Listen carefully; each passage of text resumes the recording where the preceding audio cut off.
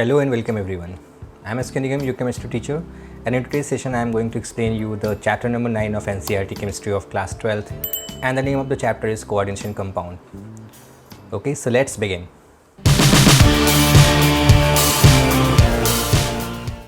तो चलिए शुरू करते हैं आज का सेशन हमारा, जो कि चैप्टर नंबर 9 यानी कि यूनिट नंबर 9 है एनसीईआरटी केमिस्ट्री क्लास 12 का, जिसका नाम है कोऑर्डिनेशन कंपाउंड।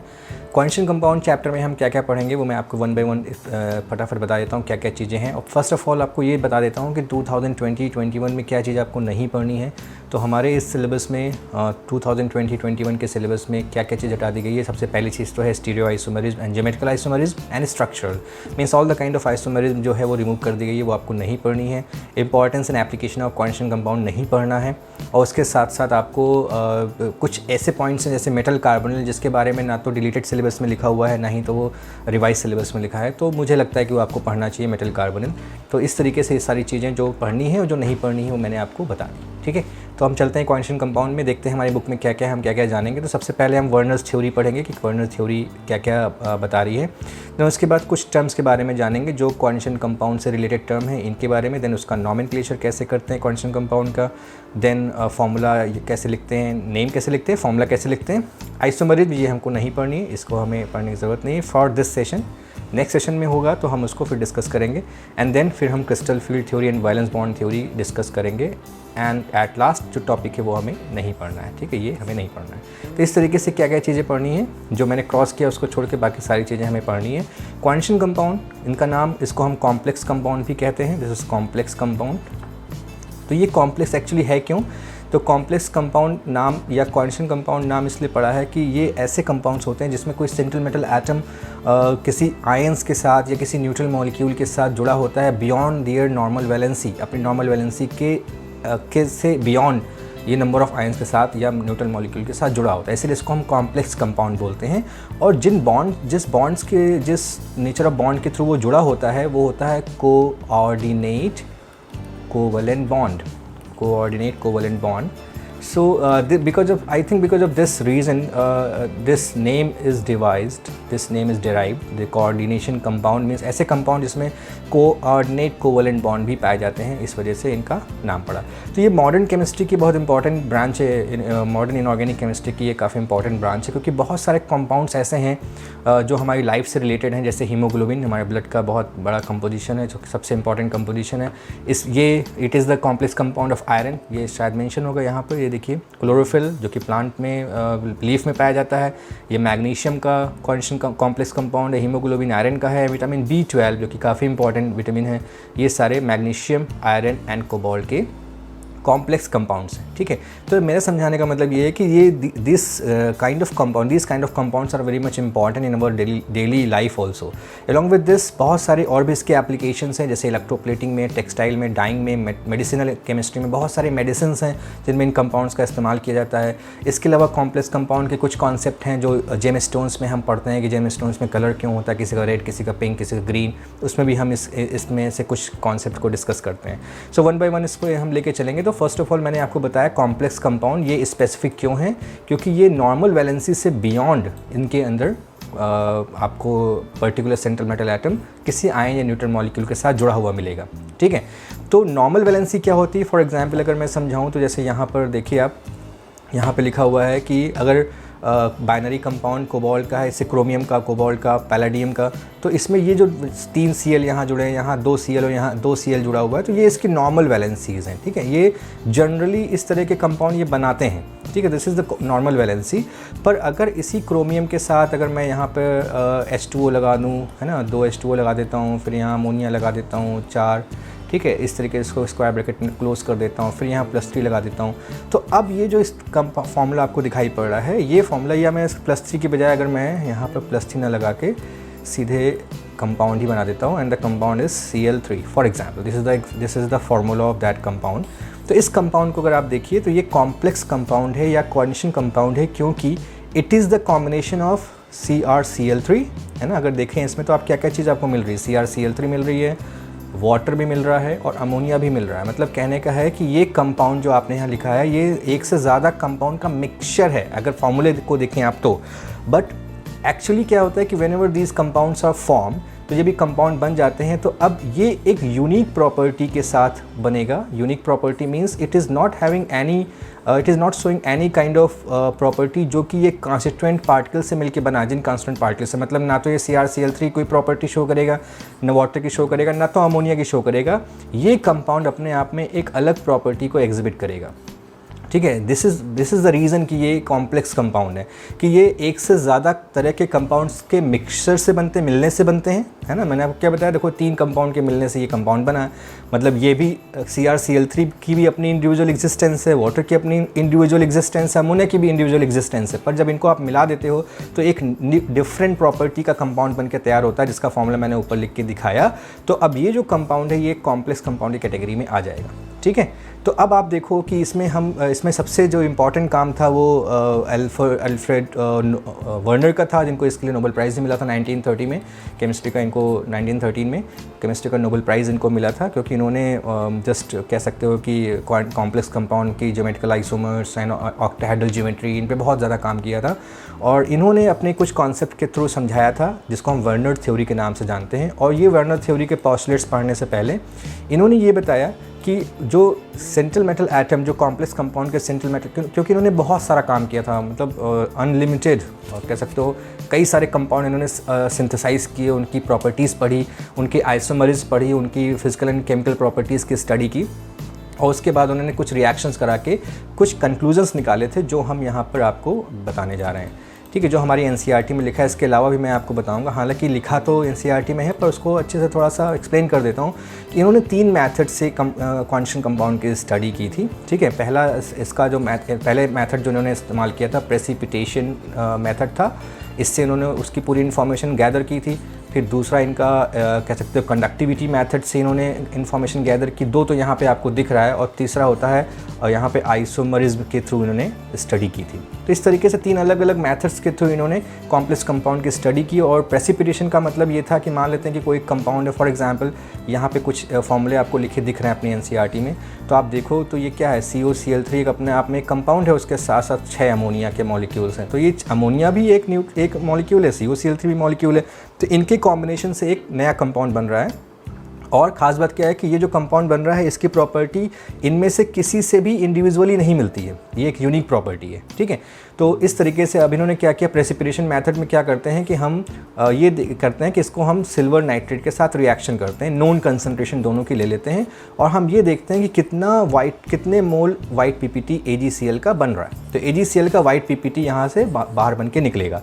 तो जितने मोल AgCl, मान लेते हैं आपने 1 मोल का ये कंपाउंड दिया था और 3 मोल का AgCl बाहर निकला है, इसका मतलब है कि 1 mole this compound is releasing 3 mole of Cl minus ion. इसका मतलब यही हुआ 3 mole of HCl minus ion. तो इस बेसिस पे इन्होंने ये बताया, जैसे यहाँ पे देखो मैं इसका ऑब्जर्वेशन करके आपको समझाता हूँ कि ये क्या कहना चाहते हैं। इसके हिसाब से ये जब मॉलिक्यूल था, जब इसको इन्होंने AgNO3 के साथ रिएक्शन किया तो 3 मोल AgCl निकला। 3 मोल AgCl का मतलब क्या हुआ कि जो 3 क्लोराइड है यहाँ पे, ये तीनों क्लोराइड आयोनाइजेबल है, बाकी कुछ भी आयोनाइजेबल नहीं है, ठीक है। यानी कि बाकी सारी चीज़ें जो हैं, ये जो 6 अमोनिया हैं ये आयोनाइजेबल नहीं है कोबाल्ट के साथ, और बाकी जो 3 क्लोरीन है वो आयोनाइजेबल है। तो इस तरीके से इसका फॉर्मूला फ्रेम किया गया, ठीक है। अब ये जो फॉर्मूला की फ्रेमिंग है, ये भी हम कंडक्टिविटी मेथड से पढ़ते हैं, तो उसको मैं बाद में समझाऊंगा। पहले आप समझिए कि ये फॉर्मूला हमने कैसे फ्रेम किया। इन्होंने बाहर लिखा वो आयंस जो आयोनाइज हो रहे थे, जैसे जो AgCl बन के निकल रहा था, और अंदर बाकी सारी चीज़ों को लिख दिया। उसी तरह से जब इस कंपाउंड को किया इन्होंने AgNO3 के साथ रिएक्शन, तो 2 मोल AgCl निकला। इसका मतलब है कि 2 क्लोरीन यहाँ पे आयोनाइजेबल है, बाकी सारे के सारे आयोनाइजेबल नहीं है। तो उस बेसिस पे इसका फॉर्मूला अगर बनाना चाहेंगे तो आप क्या होगा कि CO देन NH3 के 5 मॉलिक्यूल्स हैं, आपने वो लिखा, फिर एक Cl अंदर रह जाएगा और बाकी के Cl2 को आपने बाहर लिख दिया। तो इस तरीके से इसका फॉर्मूला बन गया। तो यानी कि ये जो मेथड आप देख रहे हो, इस मेथड से आपने देखा कि ये AgCl का प्रेसिपिटेट बाहर निकल रहा है। उसके बेसिस पे हम नंबर ऑफ मोल्स कितने निकल रहे हैं, उसके हिसाब से हमने आयोनाइजेबल क्लोराइड आयंस का पता लगा लिया। वैसे इन दोनों मॉलिक्यूल्स में आप देखिए सिर्फ एक ही मोल AgCl मिल रहा है, इसलिए जहाँ पर सिर्फ एक Cl बाहर होगा, बाकी सारे दोनों के दोनों यहाँ पर आ जाएंगे। तो जब हम ये पूरे फॉर्मूले फ्रेम करते हैं, मैं फिर से सारे फॉर्मूले को फ्रेम करने के बजाय मैं नीचे जो डायग्राम बना हुआ है, टेबल जो बनी हुई है, मैं उस पर आपको लेके चलता हूँ।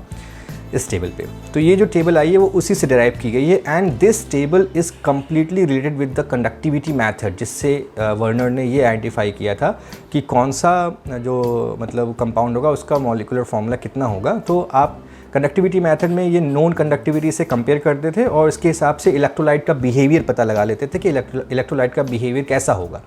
तो 1:3 इलेक्ट्रोलाइट का मतलब होता है कि एक कैटायन और 3 एनायन। 1:2 का मतलब होता है एक कैटायन होगा तो 2 एनायन होंगे, इस तरीके से। 1:1 का मतलब एक कैटायन और एक एनायन, और 1:1 का मतलब अगेन 1 कैटायन एंड 1 एनायन। ठीक है, तो ये जो फॉर्मूला यहाँ पे बन रहा है, तो ये जो यहाँ पे कॉन्सेप्ट लिखा है फॉर्मूला फ्रेमिंग का, ये सिर्फ प्रेसिपिटेशन के लिए ही नहीं एप्लीकेबल होगा, यहाँ पे हमने कंडक्टिविटी मेथड का भी इस्तेमाल किया है। ठीक है, और आइसोमरिज्म हमारे ज़्यादा काम की नहीं, क्योंकि हमें आइसोमरिज्म पढ़नी नहीं, इसलिए इसको आप भूल ही जाइए। तो हम प्रेसिपिटेशन से मैंने आपको बता दिया कि जितने मोल के प्रेसिपिटेट निकल रहे हैं उससे आप ये पता लगा लेते हो कि कितने आयोनाइजेबल आयंस हैं और कितने नॉन आयोनाइजेबल है।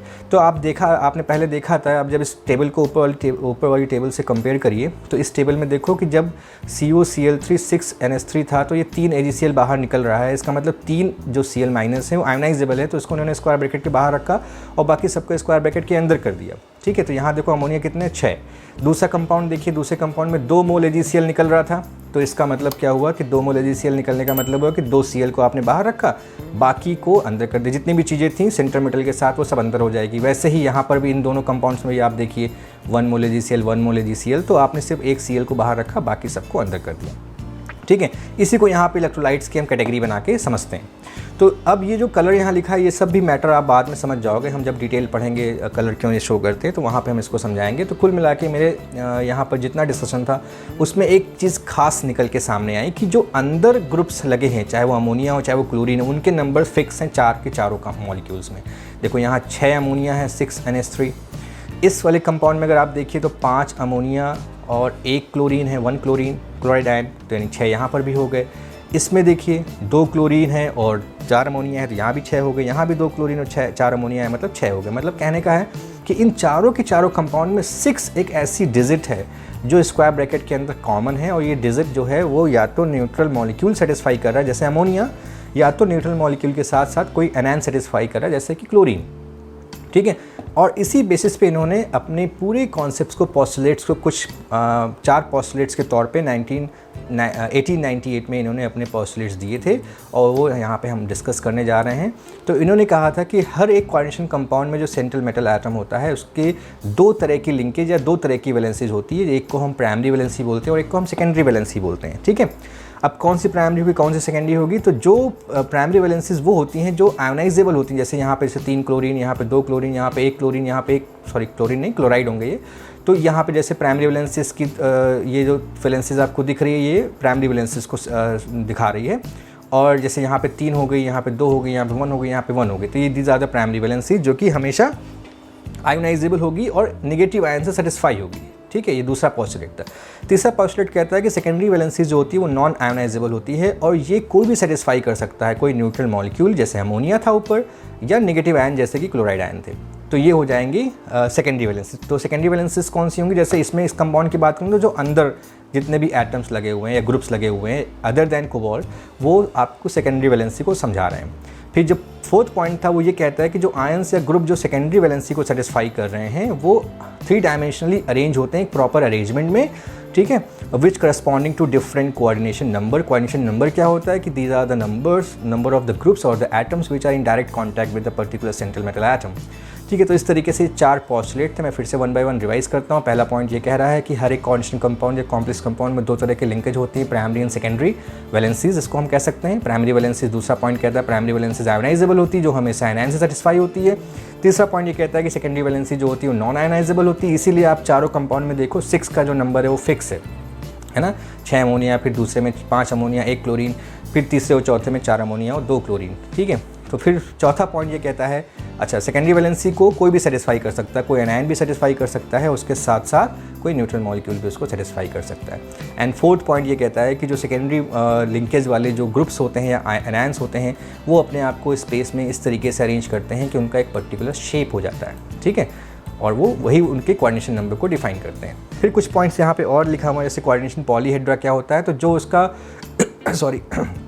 जो उसका स्पेशल अरेंजमेंट होगा सेकेंडरी वैलेंसी सेटिस्फाई करने वाले ग्रुप्स का, चाहे वो न्यूट्रल हो चाहे वो एनायनिक हो, तो जब वो स्पेस में अरेंज होते हैं एक प्रॉपर अरेंजमेंट में, तो एक पर्टिकुलर ज्योमेट्री पोजेस करते हैं। तो इसी ज्योमेट्री को हम कोऑर्डिनेशन पॉलीहेड्रा कहते हैं। जैसे कि अगर 6 ग्रुप्स लगे हुए हैं तो कोऑर्डिनेशन नंबर हो जाएगा 6। कोऑर्डिनेशन नंबर का मतलब फिर से बता देता हूँ, ये वो नंबर ऑफ लिगैंड्स कहते हैं वैसे जनरली हम, ये वो नंबर ऑफ आयंस या ग्रुप्स हैं जो किसी सेंट्रल मेटल एटम को सराउंड करते हैं। तो अगर 6 है इसका मतलब कोऑर्डिनेशन नंबर 6 हुआ, और कोऑर्डिनेशन नंबर 6 का मतलब हो गया कि उसका शेप हो जाएगा ऑक्टाहेड्रल, क्योंकि वो जो 6 ग्रुप्स जुड़े हैं वो अपने आप को ऑक्टाहेड्रली अरेंज करेंगे। उसी तरह से अगर 4 ग्रुप्स लगे हैं तो इसका कोऑर्डिनेशन नंबर 4 कहलाएगा।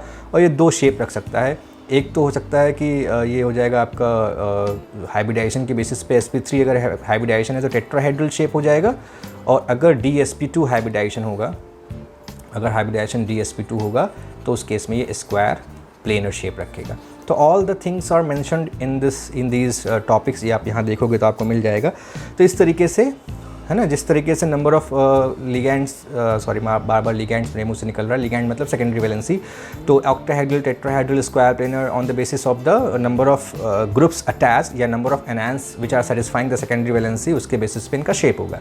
देयर आर सर्टन एग्जाम्पल्स, देखो ये सारे एग्जाम्पल्स यहाँ पे मेंशन किए हैं, इसके बेसिस पे आप समझ सकते हो। ठीक है, अब नेक्स्ट पेज पे चलते हैं। तो वहाँ पे एक छोटा सा एग्जाम्पल है जिसको हमको समझना ज़रूरी है, और ये एग्जाम में पूछे भी जाते हैं। तो आप देख लीजिए क्या है इसमें बोला गया, on the basis of the following observation made with the aqueous solution assign secondary valency two metals in the following compound. तो ये फॉर्मूले लिखे हुए हैं, और यहाँ पे ये बताया गया moles of AgCl precipitated per mole of the compound with excess AgNO3, मतलब एक्सेस AgNO3 डालने पे कितने मोल का AgCl निकल जाता है। तो मैंने अभी थोड़ी देर पहले आपको क्या बताया, जो AgCl बाहर आ रहा है वो आपको प्राइमरी वैलेंसी बता रहा है। ठीक है, तो जो बच गए होंगी वो क्या होंगी, सेकेंडरी वैलेंसी होगी। जैसे इस कंपाउंड में आप देखिए 2 क्लोरीन है और 4 अमोनिया है। ठीक है, जिसमें से 2 क्लोरीन जो थे वो दोनों के दोनों प्राइमरी वैलेंसी अगर हो गई, तो बची हुई कितनी 4 अमोनिया, ये इसकी सेकेंडरी वैलेंसी हो जाएगी। तो देखिए आंसर क्या लिखा है, सेकेंडरी वैलेंसी 4।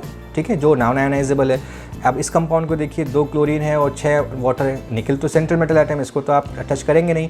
यहाँ पर भी 2 AgCl निकल रहा है, इसका मतलब दोनों की दोनों क्लोरीन हमारी जो है वो प्राइमरी वैलेंसी वाली है। तो सेकेंडरी वैलेंसी कौन सेटिस्फाई कर रहा है, वाटर, इसकी सेकेंडरी वैलेंसी 6 हो गई। थर्ड में देखिए 4Cl था और 2 HCl था, और यहाँ पे एक भी प्राइमरी वैलेंसी सेटिस्फाई नहीं हो रही। इसका मतलब 6 के 6, जो 4 क्लोरीन और 2 HCl के मॉलिक्यूल 6 के 6 सेकेंडरी हैं। तो देखिए थर्ड वाले का आंसर 6 हो गया।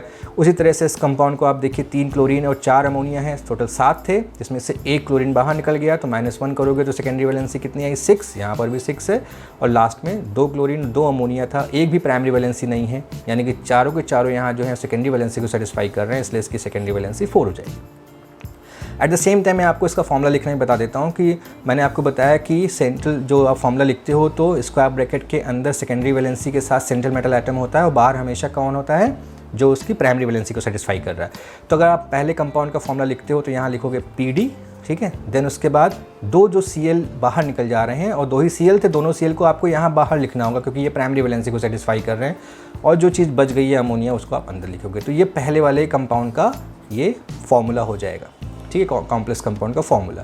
सिमिलरली अगर हमें दूसरा कंपाउंड लिखना है, ये जो निकल वाला कंपाउंड लिखना है, तो आप निकल पहले लिखा आपने, फिर देखो यहाँ पे 2 AgCl निकल रहा है, मतलब कि अगेन जो Cl2 था, एक मिनट मैं इसको इरेज कर देता हूँ फिर आपको समझाता हूँ। ठीक है, अब इस कंपाउंड को आप देखिए कि यहाँ निकल के साथ 2 क्लोरीन था, 6 वाटर था, और दोनों क्लोरीन यहाँ प्राइमरी है, मतलब वो बाहर जाएगा, तो अंदर क्या बचेगा, सेकेंडरी वैलेंसी वाला वाटर, तो H2O 6 होल 6, और फिर ये हो जाएगा Cl2, इस तरीके से। तो मतलब अंदर सेकेंडरी वैलेंसी वाले ग्रुप्स या एनायंस लिखोगे, और बाहर आप लिखोगे जो प्राइमरी वैलेंसी को सेटिस्फाई करते हैं। इस तरीके से आप ये 5 के 5 का फॉर्मूला फ्रेम कर लोगे। नेक्स्ट हेडिंग जो हमारी है difference between double salt and complex है। तो अभी जो डेफिनेशन मैंने आपको बताई थी कॉम्प्लेक्स की, उसमें आपको मैंने बताया था कि कॉम्प्लेक्स कंपाउंड्स वो होते हैं जिसमें एक से ज़्यादा न्यूट्रल मॉलिक्यूल कंबाइन करते हैं और एक यूनिक प्रॉपर्टी के साथ एक नया कंपाउंड बन के बाहर आता है। तो डबल सॉल्ट क्या है, डबल सॉल्ट में भी यही होता है, जैसे आप देखो Mohr salt is the example, potash alum is the example, है ना। ऐसे बहुत सारे एग्जाम्पल्स हैं डबल सॉल्ट, जिनको हम लैब में एक्सपेरिमेंट करते हैं तो हम कहते हैं कि ये डबल सॉल्ट है। डबल सॉल्ट का मतलब क्या होता है कि इसमें भी एक से ज़्यादा कंपाउंड्स डिजॉल्व है। जैसे आप फेरस सल्फेट और अमोनियम सल्फेट को मिक्स करते हो तो मोर सॉल्ट बनता है, वैसे पोटेशियम सल्फेट को एल्युमिनियम सल्फेट को मिक्स करोगे तो पोटाश एलम बनेगा। उसका पूरा मेथड है, हम लोग क्लास 12 के एक्सपेरिमेंट में, ये हमारे एक्सपेरिमेंट का पार्ट भी हम करते भी हैं इस एक्सपेरिमेंट को। तो ये डबल सॉल्ट हैं, तो why how they these two double salts and complex are different from each other. तो मैंने डेफिनेशन में ही समझा दिया कि कॉम्प्लेक्स वो होते हैं जब ये बनते हैं तो ये एक यूनिक प्रॉपर्टी के साथ निकल के आते हैं, और यूनिक प्रॉपर्टी का मतलब ये हुआ कि जिन जिन चीज़ों से ये मिलके बने हैं उनकी वो प्रॉपर्टी एग्जिबिट नहीं करेंगे, ये अपनी डिफरेंट प्रॉपर्टी एग्जिबिट करेंगे which is just completely different from any of the cation और एनायन जिससे मिलके वो बने थे, ठीक है।